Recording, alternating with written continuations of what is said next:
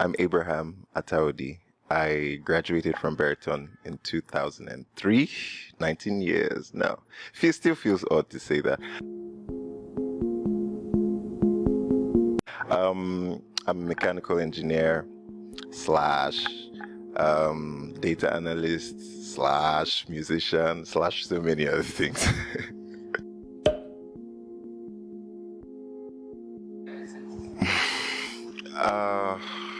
I mean, I could write several volumes about my time here. But one thing I would say is that Bereton really made me who I am right now. And that's not a cliche statement. I know sometimes people say things like that just because they think they're supposed to. In my case, that's actually the truth. It's been so many years since I've left and gone on to do other things, but my upbringing here, that has followed me throughout my life, and I remember there's so many songs we used to sing here and things we used to do, and the motto of the school, I don't know if that still is, but then it was diligence and excellence. That's still it, right? And one of the first things I learned here was that hard work can and should be rewarded. In our society today, we really don't reward people for their hard work and for things like that. There's a lot, and I'm not trying to bash anyone, but Bereton has always been ahead. Bereton has always been forward thinking. I remember getting a scholarship when I was in primary 2 till I left, and that was for academic excellence. I wasn't the only one. There's so many of my peers too who got things like that. It was ingrained in our minds, to know that hard work, diligence, being excellent at what you do pays. And that's a lesson I've taken on into my adult life. That's something that drives me even till now, I have so many memories, so many fond memories of my time here at Bereton. So many things happened apart from classwork. There were a lot of other things that happened, extracurricular activities that happened that helped us grow, helped me develop, and I'm just so grateful to have been a part of something so big and to have the opportunity now to say my thank you personally, and express my gratitude. I'm just so thrilled to be here, honestly.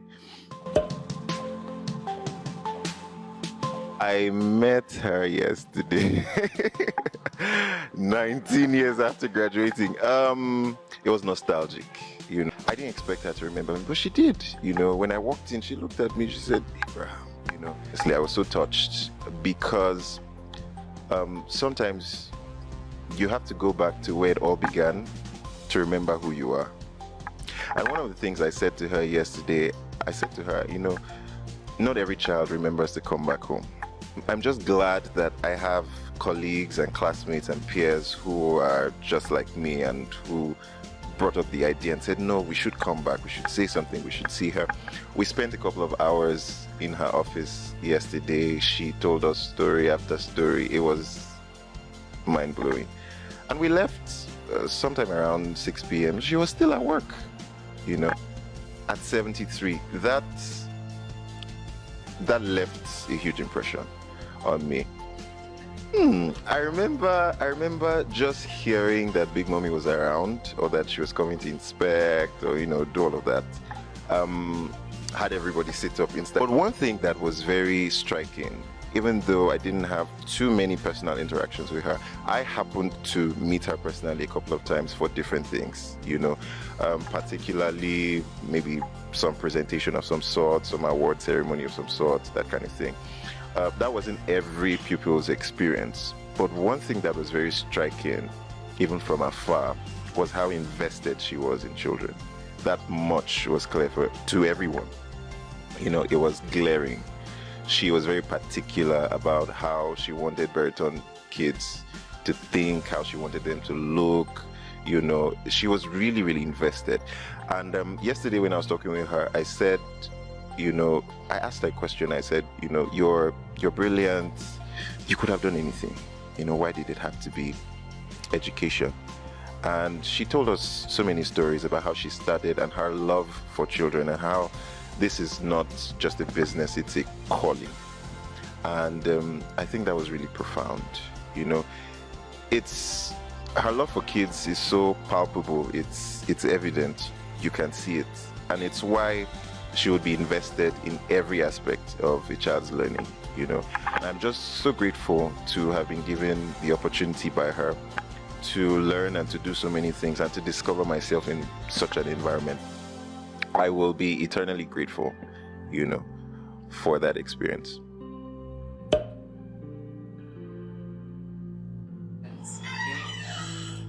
I think I'll just start from where I am right now, you know, sitting in this library. I remember the times we would come here and read some of the books that were here then. And I remember when they came up with the idea that we would have someone read the news in school every Friday morning. It used to be Friday morning, I believe. A couple of my peers and I were, you know, picked to handle that. You know, we would come here, we would go through the manuscript, we would rehearse that, and then we'll get to do it. You know, I remember the inter-house sports. I don't know if all of those houses are still here. Bereton, Lady Victoria, Seriai, Ernest Coley, Charles Dale, Ebenezer. I think I got all of them.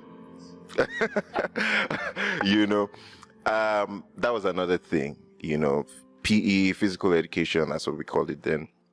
So many other things that we did. There were several outings. I got to do some things that were away from the classroom, but very, very important in shaping me as a child. You know, getting to read the news in front of thousands of pupils every week did something for my confidence and my esteem as a person. You know, the learning experience that we got here wasn't just academic. You know, she's always wanted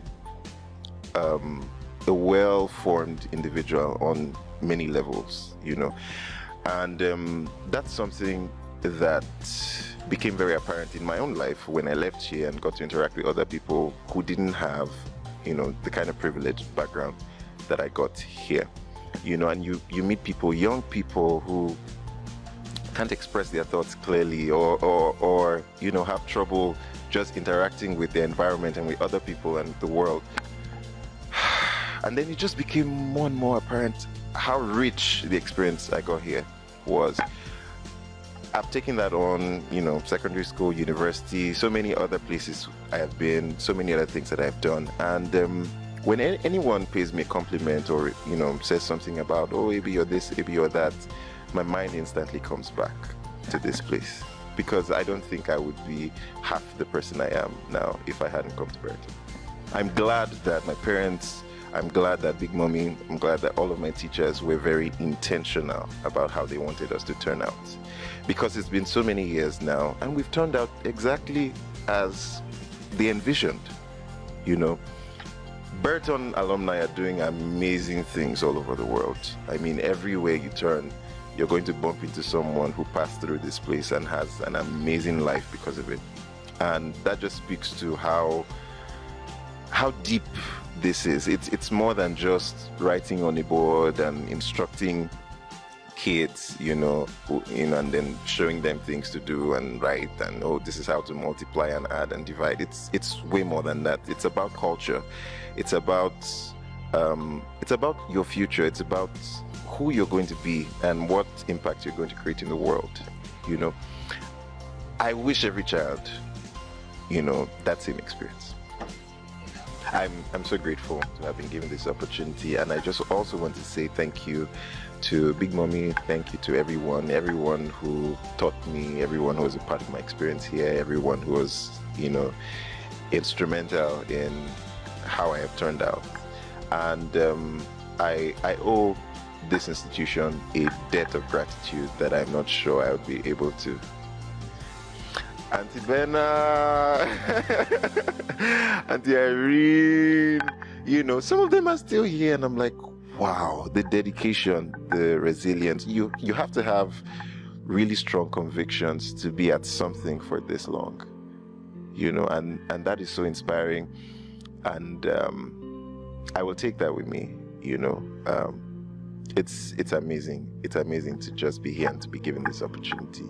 You know, and I would love to collaborate with Bereton whenever, however I can, and to do whatever I can to, as we used to say, to keep the banner of the school flying.